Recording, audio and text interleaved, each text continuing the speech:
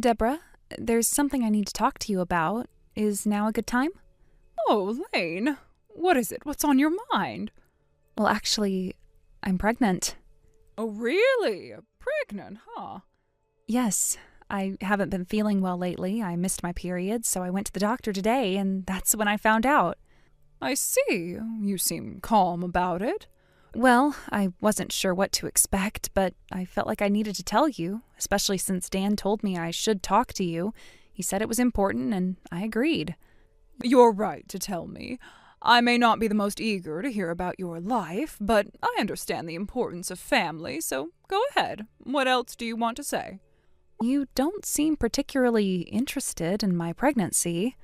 Well, Dan did tell me to talk to you, so here I am. To be honest, I don't have much to say. It's not that I don't care, but I'm more focused on other things right now. Okay, well, I guess that makes sense. Anyway, I just wanted to let you know about it. It wasn't planned, but here we are. I understand. It's a lot to handle, especially when it's unexpected. But you're an adult, and I'm sure you'll figure things out. I'm more interested in how you're feeling. Are you okay? I think I'll be okay, but I feel overwhelmed. This news came out of nowhere, and you know how I've been feeling lately. It's been a lot to process. I can't say I fully understand, but I suppose I can relate by some extent. Life can throw unexpected things our way, but we all just have to deal with it in our own way. But I'm sure this won't be easy. Yeah, I'm sure it won't be, but I'm doing my best to take it in stride. Well, Lane, I've been thinking about children a lot lately, too. Children? What about them? You know, Amy had her baby not too long ago. I'm sure you've heard about it. Of course I've heard about it. What does that have to do with me? Are you trying to draw some kind of connection? Lane, I've been thinking a lot about how I want to treat my grandchildren. You see, I want to be fair and I want to love them equally. All my grandchildren should feel the same amount of love and attention. I understand that, but I'm not sure how that relates to my pregnancy. Are you implying something? I'm sure you'll understand once I explain. You see, I want to be able to spoil my first grandchild, Amy's daughter, for a while. She's the first one, and I feel like I should shower her with all my love and care. That's fine. I understand that you want to enjoy the time with her, but what does that have to do with my pregnancy? Why does that even matter right now? Lane, if you have another child right away, things will be different. And I don't want that. I don't want to have to split my attention between two children of the same age. I want my first grandchild to feel special. If another child comes along now, it will complicate things. Why does that have to complicate things? Each child should be loved equally, regardless of age or birth order. Why are you putting these kinds of limits on it? I've told you how I feel. I know it's not easy to understand, but that's just how it is. If another baby is born too soon, it'll feel like a competition, and I don't want that for any of my grandchildren. It wouldn't be fair. But that doesn't make sense. You can love two children the same way. It doesn't have to be about competition. Each one can have their place in the family. You just don't get it. It's not that simple. I know myself well enough to know that if another child is born too soon, I won't be able to help favoring the first one. It's human nature. Maybe it's human nature for you, but it doesn't have to be. You can control that. You can choose not to favor one child over another. I'm telling you I can't. It would just happen naturally, whether I want it to or not. You see, when the first child gets all the attention, it's hard not to spoil them. And if a second child arrives too soon, I'm afraid they'll be left out. It's just how things work out. I don't know if I believe that. You're making it sound like it's inevitable that one child will be treated better than the other, but I don't think that has to be the case. You really are stubborn, aren't you? Fine, let me make it clearer for you. I want to wait until Amy's daughter is older before we have another grandchild. This way there won't be any conflicts or hard feelings between the two. I'm still not sure I understand why you feel that way. But, okay, I'll listen. If you want to wait, then we can talk about it. But why is it so important for you that I give up on having this baby? Because if you have a baby now, it will ruin everything. I want to be able to spoil my first grandchild without feeling guilty, and I won't be able to do that if you have another child right away. It's just how it is. I know it's not what you want to hear, but it's the truth. This isn't just about you, Deborah. You're asking me to give up on something that's already happening. You can't just expect me to throw it all away because of your preferences.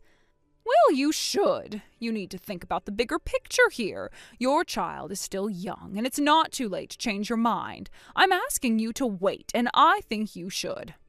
No, Deborah, I'm not going to give up on my child. This is a life we're talking about. You can't just tell me to forget about it. I won't do that. You really don't understand, do you? Fine, if you won't listen, then maybe you should just leave Dan. If you're not going to follow my advice, then there's nothing else to talk about. You want me to leave my husband?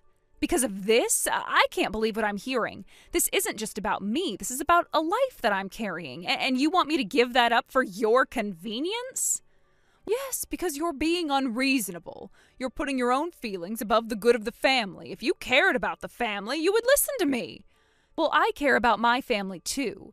But I won't let anyone tell me what to do with my life, especially not when it comes to my child. This is my decision, and I won't be swayed by anyone, not even you. Then go ahead and make your choice. But don't expect me to support you when you choose a path that hurts the family. Fine. If that's how it is, then I'll talk to Dan. Goodbye, Deborah.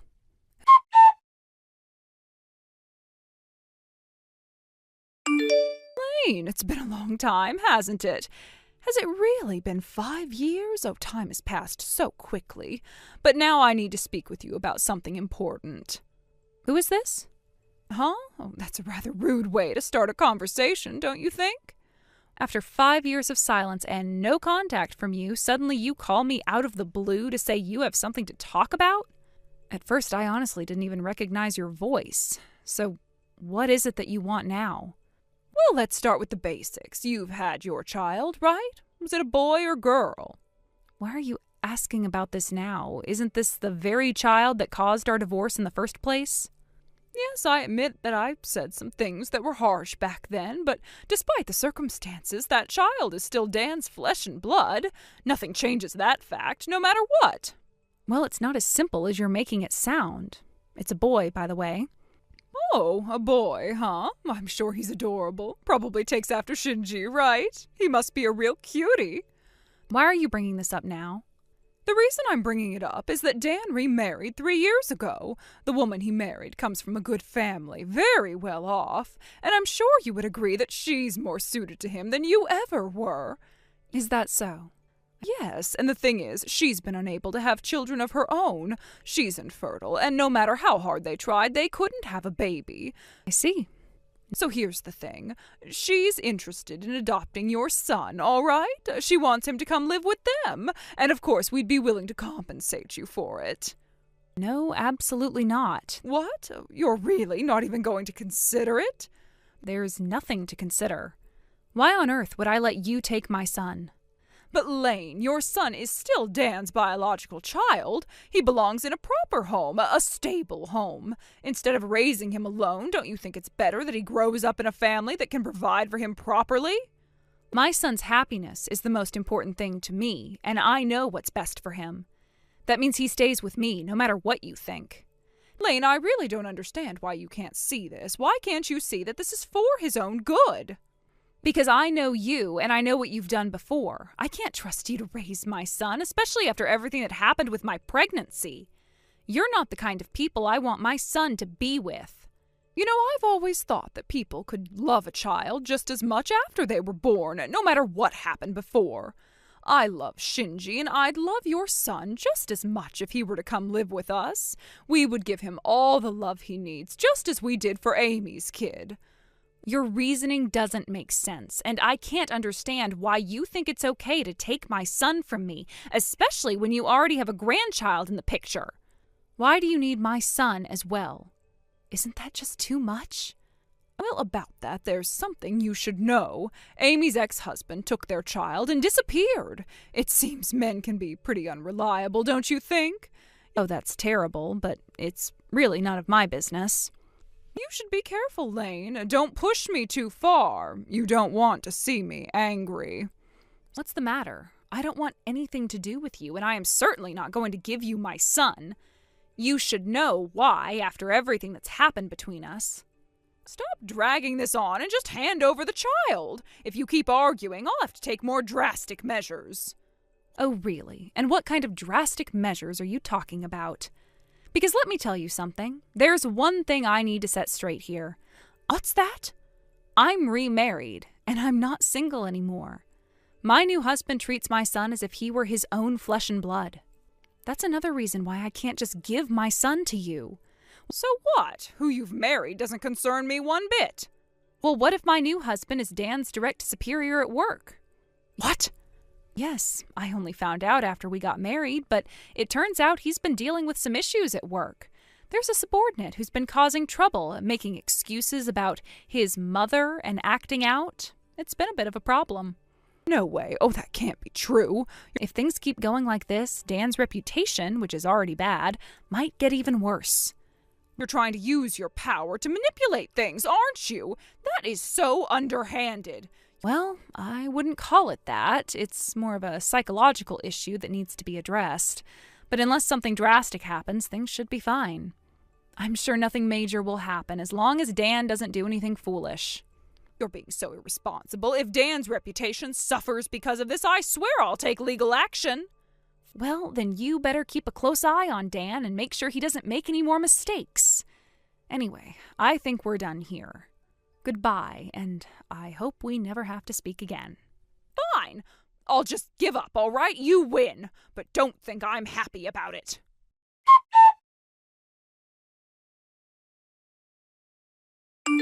At first glance, it seemed like my former mother-in-law had reluctantly accepted the situation and stepped back.